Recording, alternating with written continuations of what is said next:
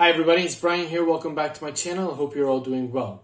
So as many of you have probably already ascertained, Redbubble is coming out with some new products very soon pertaining to dog accessories. We've got dog mats, cat mats, pet blankets, and pet bandanas, or rather dog bandanas. And this is actually a really exciting development with respect to print on demand, because obviously it's going to be giving you another avenue for obviously potentially making more sales. But some people have asked, well, is it really worth it? Do we really need to have these? Are we going to see some real huge jumps with respect to our sales? And basically today's episode is actually going to cover that topic in order to see whether or not it's worth investing the time and energy into actually creating designs for the pet industry, for people who obviously own pets. And obviously I think you're going to be very surprised. So as you can see here, we've got the Redbubble blog article pertaining to the pet products, which was basically uploaded and went live on the 9th of May. So literally almost maybe a week and a half ago from the time of publishing this particular episode. And as you can see here, we've got some really exciting products here. We've got the bandanas, we've got the different types of mats for dogs and cats. Obviously, the cat one is in the form of a fish, and the dog is going to be in the shape of a bone. And then you've got the pet blankets, okay? And this is really an interesting article to read. So if you haven't seen it yet, I would highly recommend that you go through it. I'm going to leave the link to the article in the description box below, so that you don't have to go searching for it. Really wasn't that easy to find. It took a bit of, digging into it, but I've found it. I've got the link here. I'm going to put it in the description so that you'll be able to take a look at it yourself too as well. But if we just go through it quite quickly, you've got basically the specs of each of the products. So you've got the dog mats and the cat mats. Basically, in terms of what each item is going to be made out of. You also have access to the templates further down below, okay? And the templates, I've already downloaded them, and I'm going to leave a link to those templates in the description box as well, so that you can actually utilize them when you are creating your design. So basically, in the back end of Redbubble, effectively, this is what you would be seeing for basically any and all of your listings. So now basically, you have to ask yourself, do you want to take the time to go through your designs and actually toggle and activate them for obviously these pet products? And you actually do have to take some time and start thinking, well, what products, or rather what designs that I have are actually going to be applicable for the pet designs? Well, clearly, obviously, if you're going to have something which is text that has absolutely nothing to do with obviously pets, cats, dogs, or whatnot, well, obviously, you're not going to actually activate those for these products. But you might have some abstract designs or any kind of designs which actually might be pet related. Perhaps you utilize the design for pet owners on the other products that you would say, hey, this is a great time to actually activate them on these ones. And you could actually go in and start working on that too as well. You definitely want to jump on board for this and actually activate them. Now, here's a little bit of information about why I believe you should actually take the plunge and actually start creating designs for them. I did a little bit of research with respect to the pet industry, particularly in the United States.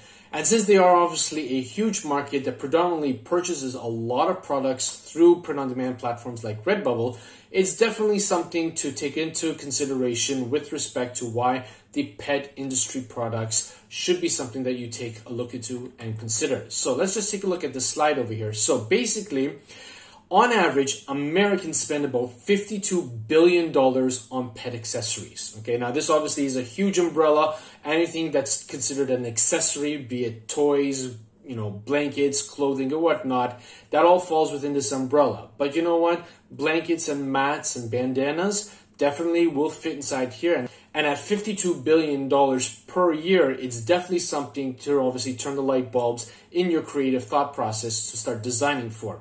Over 50% of cat and dog owners give their pet a Christmas gift each year. I don't know what it is with respect to birthday gifts, but there are in fact some pet owners, I know some pet owners who actually know the birth date of their dog and cat, and obviously when it comes around each year, they buy them a treat or they buy them something too as well. And obviously, given the fact that these pet products now are available on Redbubble, with the correct marketing, you could actually entice these people who like to buy gifts for their cats or dogs to consider buying one of these products with your design for their cat or dog when Christmas comes around or when their birthday comes around. So definitely something to consider as well. Now, this is really interesting. Forecasts have predicted that the global pet care market will reach $358.62 billion by 2027. We're in 2022 at the time of publishing this particular episode. In literally 5 years' time, this industry is going to be huge. It's already big now as it is, but it's going to be even larger. So there's definitely a lot of potential for you to, dip your fingers in, dip your toes, dip your whole creative process into these particular designs for these products and actually get creating. And the good thing about it too as well, and I'll show you a little bit later on, is that you could actually go ahead and in terms of speeding up the process, you could actually create products simply and solely for these products. All right. I mean, you could try and create some abstract designs that could be applicable for some of the other products that are available on Redbubble. But if you just wanted to focus on these 4 particular product ideas and really dig in deep in terms of creating designs specifically for those products, you could really expedite the process, really speed it up, and really build up a nice little niche area within your Redbubble shop specifically for these products so that when people are visiting your respective shop, they'll be able to go straight to that particular collection or collections. You might create a collection for each of those products and then just actually pump up designs into those collections so they could see.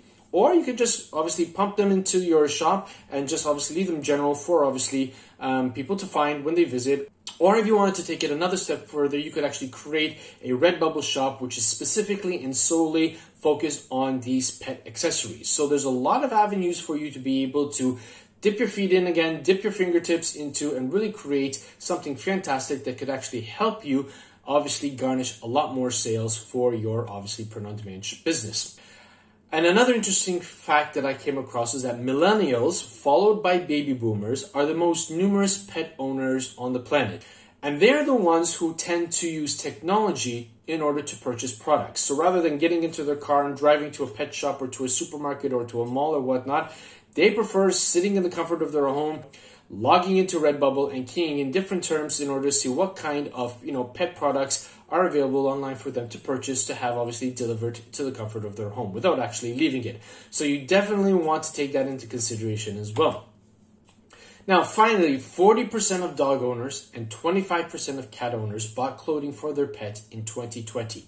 And according to the research that I found, there's absolutely no signs of this slowing down. So when you take all of this into consideration, this can be a potentially huge feather in the cap of your print-on-demand business that you can actually delve into and obviously design for. So let's take a look at the templates over here. I already have one up on my Photoshop. Let me just bring it up here for you in a moment. Okay, so what I have here first and foremost is a screenshot of basically just a simple upload that I did on the back end in my Redbubble shop. In order to see what a design would look like effectively on these products here. And basically all I did was I went onto a website like Pexels, I searched in an abstract design, and I uploaded it into each of the products. And then I created another design on Canva using one of the templates, which I'm going to show you how I went about doing so momentarily, and actually uploading it to see how it would look on the dog mat. So they actually look pretty good when you look at it through the back end. Now, so in terms of the templates, this is the one pertaining to the dog mat. And as you can see here, the dog mat has a canvas size of 4800 by 3657 pixels, okay? So when you are actually bringing in a design, you need to make sure that your design is going to cover the entire canvas. Don't try to fit it within the finished product lines or the save zone lines. You want to actually upload it accordingly onto it. So let me just bring that abstract picture that I downloaded. And I'm going to drag it in here. Okay. And now what I'm going to do is I'm just going to grab it and bring it to the top left-hand corner. And then I'm just going to stretch it out over the entire canvas. Okay. And then obviously I'll hit enter. And if I want to see how the design is going to look within obviously the template, all I need to do is just reduce the opacity of the top layer, which is the abstract layer. And now I can see effectively where and how the design is actually going to look. And if I wanted to obviously, increase the size of it or whatnot, I can just do so by holding down the shift key and dragging the design open until I get it into an area that I'm really happy with it. Remember, you always have to make sure that your design fits over the entire canvas. And once you're happy with it, then all you have to do is just bring up the opacity once again, as I'm doing here, save it as a PNG, and then when you upload it, then obviously it is going to look like this, or rather on the dog bone one, here's the one of the cat, and it's going to actually fit within all of the bleed and safe zone areas, and you're going to be ensured that your design is going to look the best it can possibly look on these products. Now, with respect to the pet blanket, there's no template available on the Redbubble blog because effectively it's just a normal rectangle. But when I went on to the blog and I actually looked for the design templates, as you can see here, the pet blanket, the canvas size needs to be 7,632 pixels by 6,480 pixels. Now what I'm going to do is I'm going to save the canvas that I created for the pet blanket, and I'll obviously have that available as a download in the description box below too as well. So if you don't want to go ahead and create it yourself on your image editing program, whatever you use, you'll be able to download it and then just open it accordingly.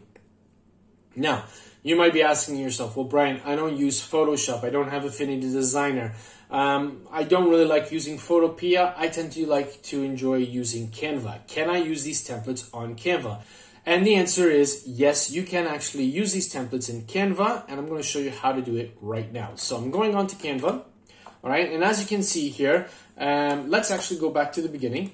So I inserted the width and the height pertaining to the pixels for the dog mat. And then when I clicked on create new design, so I have the canvas size here in front of me. And then what I did was I took the template for the dog mat and I have it off screen here. And all I'm going to do is I'm just going to click and I'm going to drag it onto the canvas in Canva.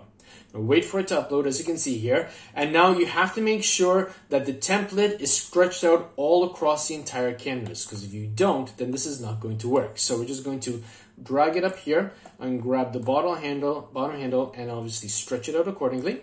Okay, so then I went on to elements and I typed in abstract. Okay, so obviously I did that already, and this was the abstract design that I found. So I obviously just clicked on it. It comes onto Canva. And then again, what I'm going to do is I'm just going to stretch it out over the entire canvas so that obviously it fills it accordingly. Now you might say to yourself, well, how am I going to know where I'm going to put all the designs? I can't actually see the template underneath. Well, what you need to do is obviously click on this transparency icon here. And what you want to do is you just want to reduce the transparency until you actually see the template appearing down below. And then all you need to do is just see whatever it is that you would like to input in vis-a-vis a clip art or picture or whatnot. I decided to use clip arts of bones, and here I had a black one here, which obviously when I clicked onto it, I thought, let me just, make them white in color. Just click on the color picker, choose white, and then it's just a question of going through and placing and resizing the bones accordingly to make sure that they fit within the safe zone, as you can see over here. Now, once you've actually inputted all of your clip arts and you're happy with the positioning and the sizing of them, what you want to do then is you want to obviously increase the transparency of the background. In this case, the abstract background. You want to make sure that it's back up to 100, as you can see here. And then all you need to do is obviously download it. And once it's downloaded, you can go back into the back end.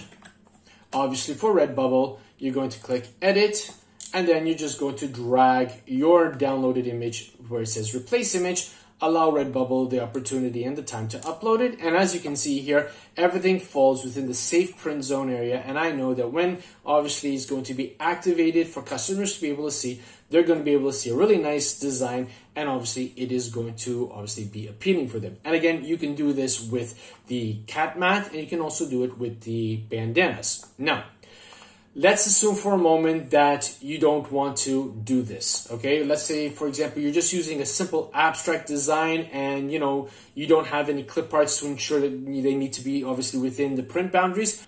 What you can do is open up a Merch by Amazon canvas, 4,500 pixels by 5,400 pixels. Obviously, upload your abstract design or any design that you're uploading that obviously you don't need to worry about whether or not everything is within the print parameters. And then obviously save it and upload it, and then use your scale image to obviously resize accordingly. So let me just show you once again what I mean by that. So I'm going to bring up my my abstract, the original one that you can see here in terms of the cat and the pet blankets. And again, this was obviously just uploaded at 4,500 by 5,400.